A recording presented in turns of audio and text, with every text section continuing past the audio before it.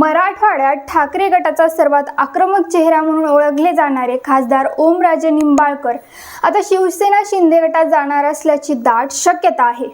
Operation टायगरच्या चर्चांदरम्यान Omraje Nimbalkar दिल्लीत दाखल झाल्याची माहिती समोर आल्यानंतर धाराशिवमध्ये मोठी खळबळ उडाली।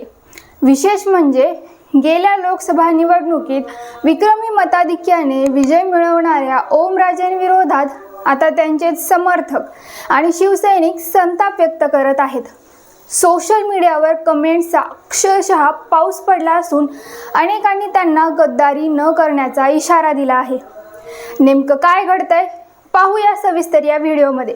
नमस्कार, मी श्वेता, तुम्ही पाहताय आझाद मराठी। मंडळी, ऑपरेशन टायगरमुळे राज्यातील राजकीय वातावरण ढवळून निघालं आहे।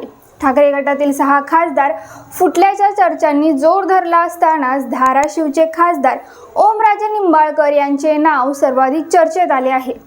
मिळालेल्या माहितीनुसार मंगळवारी मध्यरात्रीनंतर ओमराजे निंबाळकर पुण्यातून खासगी विमानाने दिल्लीला रवाना झाले। त्यानंतर त्यांच्या हालचालींबाबत अनेक वितर्कांना उधाण आलं। विशेष म्हणजे काही काळ त्यांच्याशी संपर्कही होत नसल्याने चर्चांना आणखी खतपाणी मिळालं। सूत्रांच्या माहितीनुसार ऑपरेशन टायगर यशस्वी करण्यासाठी ठाकरे गटातील प्रत्येक खासदाराची स्वतंत्र जबाबदारी शिंदे गटातील नेत्यांवर सोपवण्यात आली होती। त्यामध्ये ओमराजे निंबाळकर यांच्याशी संवाद साधण्याची आणि त्यांना शिंदे गटाकडे वळवण्याची जबाबदारी परिवहन मंत्री आणि धाराशिवचे पालकमंत्री प्रताप सरनाईक यांच्यावर होती, अशी चर्चा राजकीय वर्तुळात रंगली आहे। प्रताप सरनाईक आणि ओमराजे निंबाळकर यांच्यात विकास कामांच्या निमित्ताने सातत्याने संपर्क होत असल्याचेही बोलले जात आहे। त्यातूनच या राजकीय समीकरणांची बीज पेरली गेल्याचा दावा केला जात आहे। ओमराजेही या सर्व राजकीय नाट्यादरम्यान मौन बाळगून आहेत। त्यामुळे त्यांच्या शिंदे सेनेतील प्रवेशाच्या चर्चांना आणखी खतपाणी मिळत आहे। मात्र या सर्व घडामोडींनी सर्वाधिक अस्वस्थ झाले आहेत ते धाराशिवमधील शिवसैनिक आणि मतदार। धाराशिवच्या जनतेने ओमराजेंना भरभरून प्रेम देत त्यांना सर्वाधिक मताधिक्याने विजयी केले होते।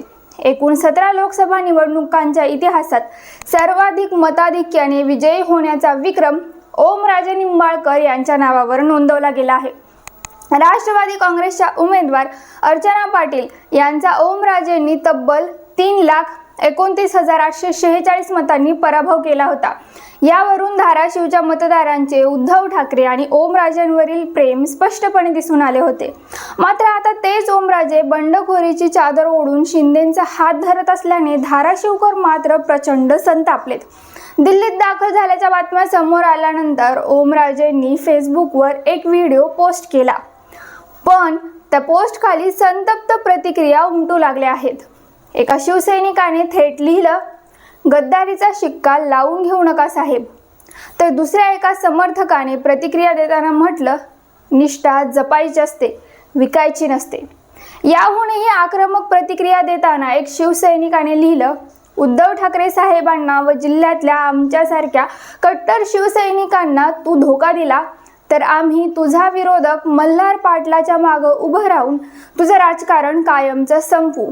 रिमेंबर दिस, खूप झालं आता।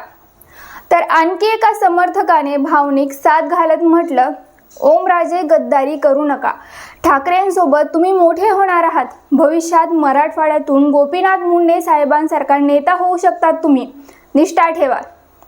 काही मतदारांनी तर थेट मतदानाचा मुद्दा उपस्थित करत लिहिलं, गद्दार होऊ नका, मी आणि माझ्या कुटुंबाने केलेल्या मतदानाला तडा जाऊ देऊ नका, जायचं असेल तर राजीनामा देऊन जा, नम्र विनंती।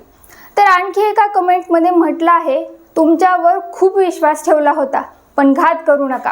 या प्रतिक्रिया पाहता धाराशिवमध्ये ओमराजे निंबाळकरांविषयी असलेली अपेक्षा आणि भावनिक नातं स्पष्टपणे दिसून येत आहे। ओमराजे निंबाळकर हे केवळ खासदार नाही तर ठाकरे गटाच्या मराठवाड्यातील मजबूत चेहरा म्हणून पाहिले जातात। मात्र आता त्यांच्या संभाव्य निर्णयामुळे धाराशिवमध्ये नाराजी वाढताना दिसत आहे। काही शिवसैनिकांनी तर उघडपणे इशारा देत पक्षाशी बेईमानी केली तर ती सहन केली जाणार नाही, अशी भूमिका घेतली आहे। अनेकांनी तर कमेंट्समध्ये शिवीगाळ देखील केली आहे। आता ओमराजे निंबाळकर यांची पुढील भूमिका काय असेल ते या सर्व चर्चांवर मौन सोडणार का आणि धाराशिवच्या शिवसैनिकांच्या भावना लक्षात घेऊन कोणता निर्धार घेणार याकडे संपूर्ण महाराष्ट्राचे लक्ष लागले आहे। तुम्हाला काय वाटतं, ओमराजे निंबाळकर खरंच शिंदे गटात जातील का? तुमचं मत कमेंट करून नक्की कळवा। व्हिडिओ आवडला असेल तर लाईक करा, शेअर करा, पाहत रहा आझाद मराठी।